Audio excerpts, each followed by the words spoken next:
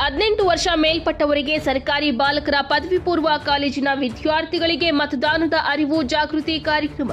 ತಿಪಟೂರು ಸರ್ಕಾರಿ ಬಾಲಕರ ಪದವಿ ಪೂರ್ವ ಕಾಲೇಜಿನ ಆವರಣದಲ್ಲಿ ಇಂದು ರಾಷ್ಟ್ರೀಯ ಮತದಾನ ದಿನಾಚರಣೆಯನ್ನು ಆಚರಿಸಲಾಯಿತು.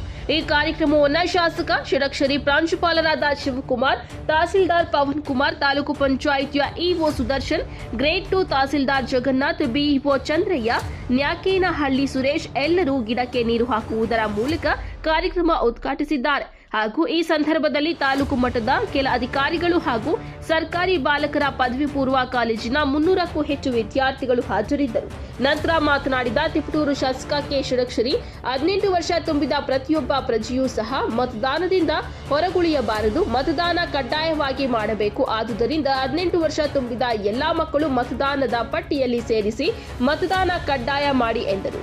ನಂತರ ಎಲ್ಲಾ ಮಕ್ಕಳಿಗೂ ಮತದಾನದ ಅರಿವಿನ ಬಗ್ಗೆ ಪ್ರತಿಜ್ಞಾ ವಿಧಿಯನ್ನ ಬೋಧಿಸಲಾಯಿತು. ಚುನಾವಣಾ ಆಯುಕ್ತರು ಅದರ ಬಗ್ಗೆ ಪರಿಶೀಲನೆ ಮಾಡ್ತಾ ಇದೆ. ಮುಂದಿನ ದಿನಗಳಲ್ಲಿ ಪ್ರತಿಯೊಬ್ಬರು ಈಗ 1 ವರ್ಷ ಮುಂಚೆನೇ ನೀವು ರಿಜಿಸ್ಟರ್ ಎನ್ರೋಲ್ ಮಾಡ್ತೇವೆ, ಮುಂದಿನ ವರ್ಷಕ್ಕೆ ನಾನು ಮತದಾನ ಮಾಡ್ತೀನಿ ಅಂತ.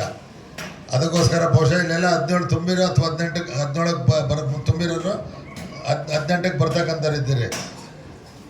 ಇನ್ನು 3 ವರ್ಷ ನಾನು ಇರ್ತೀನಿ, ನೀವೆಲ್ಲ ಮತದಾನ ಮಾಡೋ ಹಕ್ಕು ಬರ್ತದೆ. ಸೊ ಅದರಿಂದ ಮತದಾನ ಭಾಳ ಪವಿತ್ರವಾದಂಥದ್ದು.